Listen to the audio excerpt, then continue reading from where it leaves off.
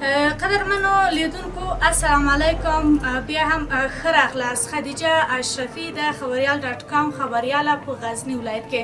دوستانو موږ نن داسې یو ځای ته راغلي یو چې په غزني ولایت کې یوه فعاله میرمن او غزني یو داسې ولایت ده چې سنتي ولایت ده او په دې ولایت کې میرمنو ته د کار زمینه ډېره نه ده مساعده. له دې سره بیا هم دې میرمنې خپل جرأت له لاسه نه ده ورکړی او راغلې ده د نورو میرمنو لپاره هم د کار زمینه برابره کړې ده. البته دا میرمن د خیاطي دستګاه لري او په دې دستګاه کې لسګونه میرمنې هم ورسره بوختې دي. نو تاسو زما سره ملتیا کوئ، راځئ. د دې میرمن دستګاه همدلته ده او په دې دستګاه کې هم ډیرې زیاتې میرمنې له دې سره کار کوي. هغه میرمنې چې دوی اقتصادي ستونزې لري یا هم کورنۍ ستونزې لري او دې میرمنې له دې سره کومک کړی او دوی ته هم د کار زمینه برابره کړې ده. سلام علیکم. السلام علیکم. څنګه یاست؟ ښه یاست؟ جوړ یاست؟ صحت مو ښه ده؟ تاسو ښه یاست؟ خیر داسې تاسو د خبریال ډاټ کام قدرمنو لیدونکو ته خپل ځان معرفي کړئ. السلام علیکم. خوب هستین؟ اسم نرگس اکمل، باشنده ولایت غزنی، مسئول کارگاه حیاتی بانوان شهر. همینجا کار میکنم. نرگس جان، کیدای سي موږ ته ووایاست او قدرمنو لیدونکو ته ووایاست چې څه لامل سو چې تاسو داسې یوه دستګاه پرانیستل او د میرمنو لپاره مې یو لوی خدمت وکړ؟ من روزی که آمدم تابلو رو بسته کردم، یک اولی رو گرفتم که من به نام کارگاه. باور کو که هیچ تصور از این نمیکردم که من اینجا برسم.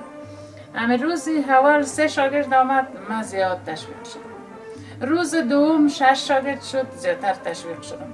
روزی که تا هفته پورا میشه شاگرد من 15 نفر شد. 15 نفر شد.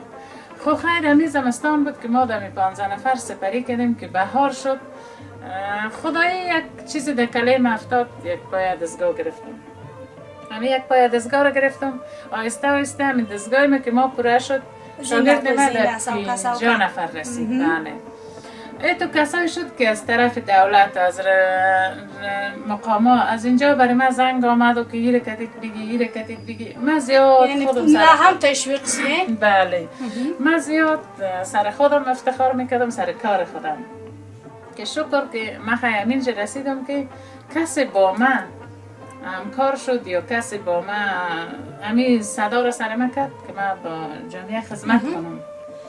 نرگس جان، تاسو ویل چې کله چې ما په ډېرې علاقې سره دا دستګاه جوړه کړه او د میرمنو لپاره ما د کار زمینه برابره کړه، میرمنې له باندې راتلې او زه تشویق کېدلم، البته بیرون لخوا.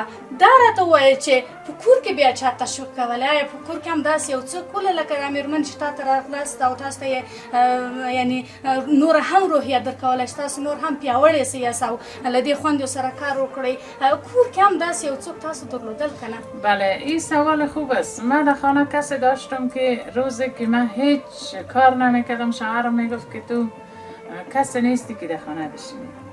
من خودم پیش خود میگفتم که من خیلی کسی که نیستم که در خانه بشینم، من چی کار خواهد نیستم، به خاطری که من 12 را تکمیل نکردم، مثلا یک دیپلم ندارم، پانتون نخواندم، دکترا ندارم، چیزی ندارم، من عقب مانده هستم. یعنی تو بیخی ناامیدی؟ ناامید بودم. وقتی که شوهرم با من همکار شد، خبر کسی را آورد یا مرا تشویق کرد، آهسته آهسته من فضل خدا له اینجا رسیدم.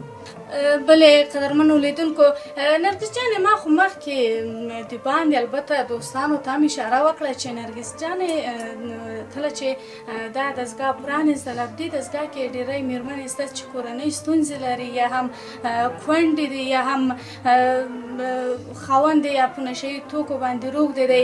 کیدای سي موږ ته داسې دقیق ووایي چې په دې کارګاه کې څومره میرمنې تاسو سره کار کوي او کله چې تاسو دوی سره مالي ناڅه مرستې تاسو کوئ، دوی څومره له تاسو ناراضي دي؟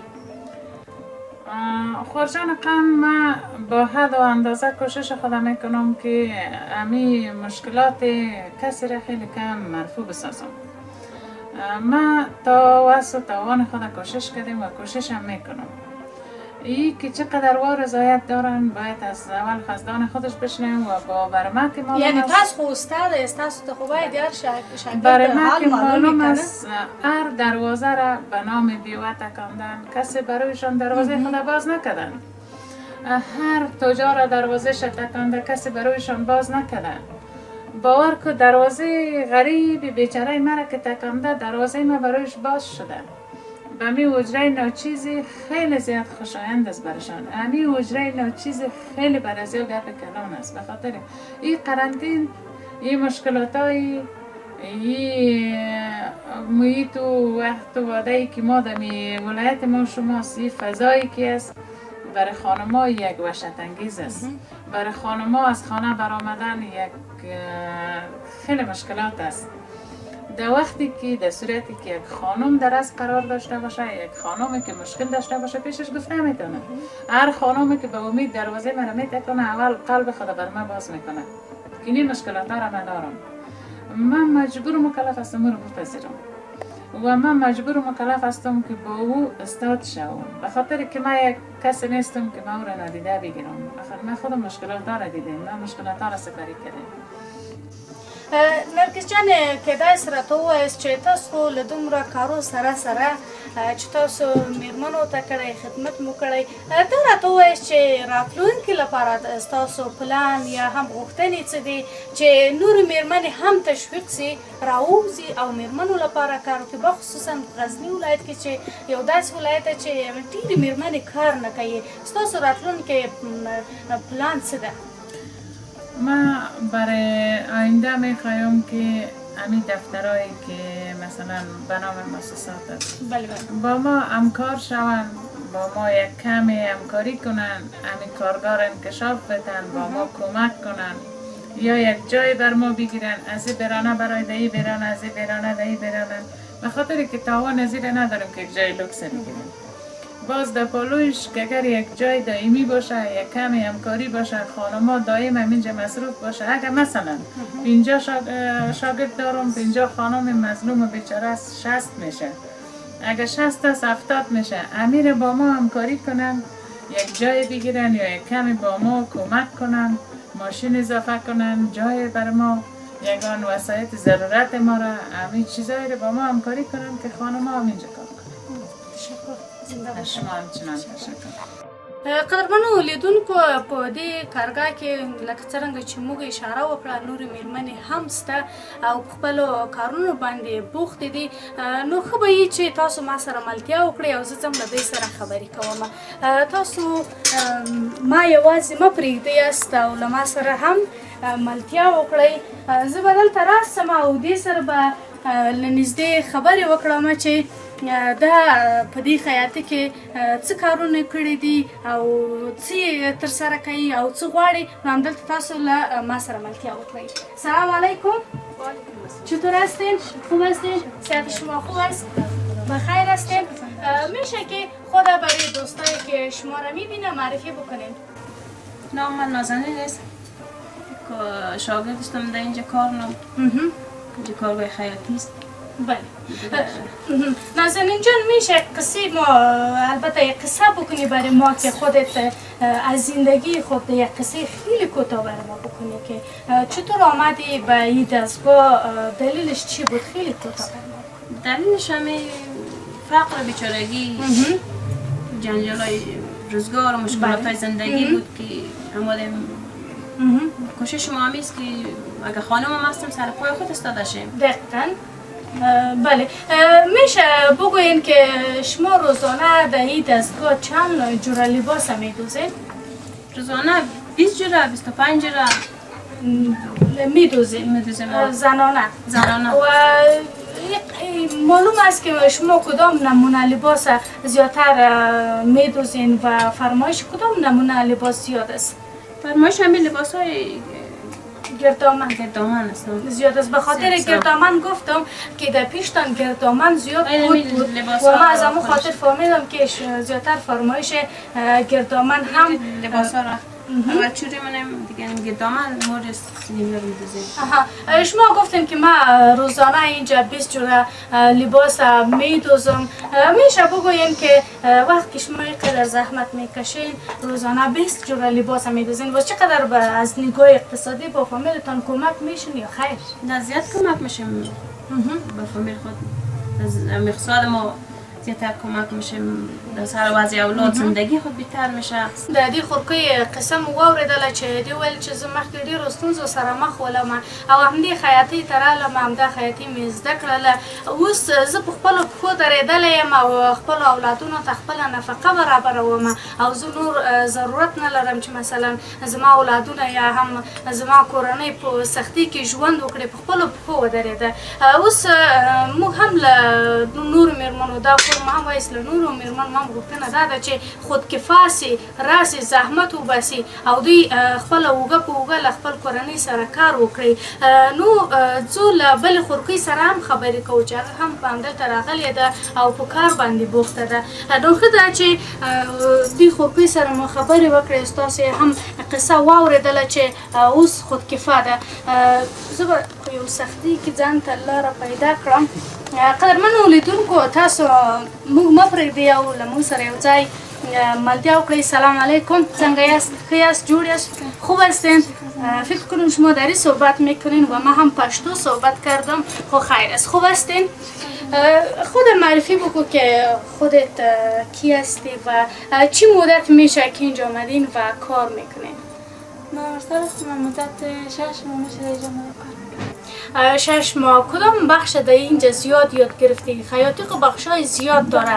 خودت کدام بخشی که مورد علاقت بوده یاد گرفتی یا که استادتان بخشی که مثالی هیچ یاد نداری و تنبلی میکنی سرتان یاد گرفته؟ بخش خیاطی لباس دوزی است و خود علاقه دارم. روزانه چند لباس میدوزی؟ روزانه 20 جوره میدوزی. 20 جوره رو میدوزی. باز وقتی لباس هم میدوزی چطور است؟ از نگاه اقتصادی با خانوادت کمک میشه؟ بله. چقدر کم یا زیاد؟ یا کم یا زیاد دیگه. پولی که میگیری با مادر جان میدی یا خودت به جیب میذاری؟ نه به مادر جان.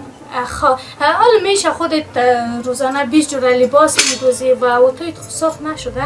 تو یک بار چکش کن. خودت روزانه 20 جوره لباس میدوزی و از نگاه اقتصادی هم با فامیل کمک کردی. میشه بر ما بگویی که خودت مکتب خواندی نخواندی؟ بله مکتب خواندی. تا صنف چند؟ تا صنف 8. با سالا متعلم هستی یا خیر؟ نه مکتب اعلا کردم. مکتب اعلا کردی؟ چرا؟ نشد دیگه از مشکلات خانوادگی. مشکلات خانوادگی بود یا علاقه نداشتی؟ نه علاقه داشتم، نتونستم دیگه. مشکلات خانوادگی بود، مشکلات اقتصادی نتونستم. خودت بر ما قصه زندگی تا کردی تا صنف 8 متعلم بودی و فعلا هم گفتی که ما نیستم و در خیاطی کار میکنم. روزانه گفتی 20 جوره لباس میدوزم. اگر خودت از این دستگاه برایی و میخوای خودت خودکفا باشی و خودت کار بکنی و به دیگه خانمایی که مثل که استادتان به دیگه خانم‌ها زمینه کار مساعد کرده، میخوای چنین خانم بشوی یا خیر؟ بله. چه رقم مثلا با کدام خانم‌ها میخوای که کار بکنی؟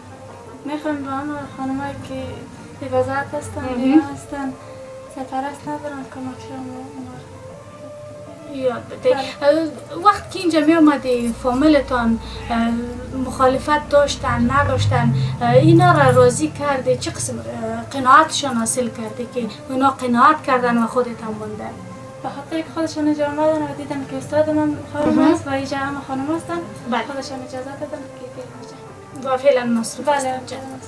افغانستان یو جنگ ځپلی هیواد دی او د 40 کلونو راپدې خوا په دې هیواد کې جنگ او جګړه روانه ده. د همدې جنگ او جګړې له امله ډېری زموږ خویندو خپل خاوند یا هم پلار یا هم ورور له لاسه ورکړی او اولادونه یې یتیمان سوي دي او دوی داسې سرنوشت سره مخ سوي دي چې حتی خپله ډوډۍ یا خپله د اولاد نفقه هم نه لري.